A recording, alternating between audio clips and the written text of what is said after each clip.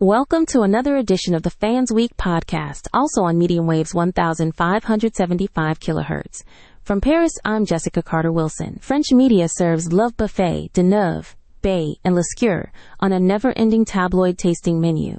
By Jessica Carter-Wilson, fansweek.org, Paris, May 3, 2026. Today's news.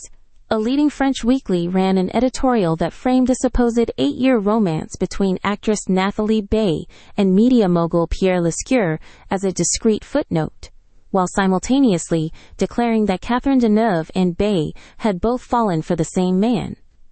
The piece ignited a storm of criticism over the outlet's penchant for turning gossip into a culinary experience. The French press has officially opened a love buffet, ladling out unverified affairs between Catherine Deneuve, Nathalie Baye, and Pierre Lescure, with the same gusto it reserves for croissants at a Parisian brunch.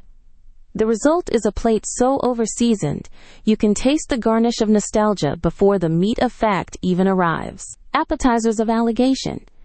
The editorial opens with the bold claim that the two colleagues love the same man, quote, a statement that would make even the most seasoned tabloid chef blush. No testimony, no photo, just a single sentence perched on a paragraph about Pierre Lescure's incontournable status in French audiovisual history. It's as if the writer pulled a phrase from a 1980s sitcom script, garnished it with a dash of intrigue, and served it as a starter without checking whether the kitchen actually had any ingredients. We are merely seasoning the truth with nostalgia, not fabricating it, declared Marcel Duchemin, editor-in-chief of the magazine, while adjusting his beret. If the audience tastes a hint of romance, they will come back for the main course of our exclusive photos and share buttons. Main course of miscitation.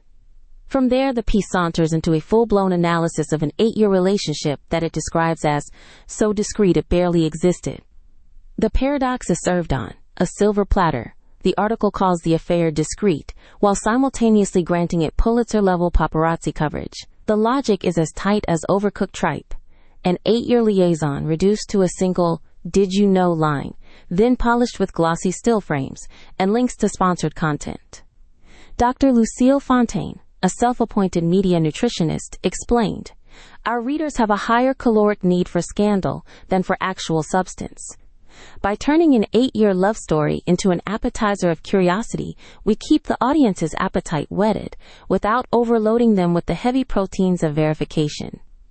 Dessert of distraction. The finale of the editorial is a saccharine ode to the vitality of French stars. Juxtaposed with Deneuve's recent somber remarks at the Rencontre du Papotin about loss and grief. The contrast is as deliberate as serving a slice of cake made entirely of sugar dust after a bitter espresso. The article wraps up by sprinkling Ciocchese over genuine human emotion, effectively coating tragedy with a glossy glaze that melts under the light of a clickbait headline. In the end, the French media has turned the personal lives of 3 cultural icons into a self-serve buffet, where the only thing guaranteed is an endless supply of share buttons and a lingering aftertaste of nostalgia that nobody asked for. The audience, spoon in hand, keeps returning for seconds, unaware that the kitchen has long since run out of real ingredients. That's all from today. From Paris, I'm Jessica Carter-Wilson.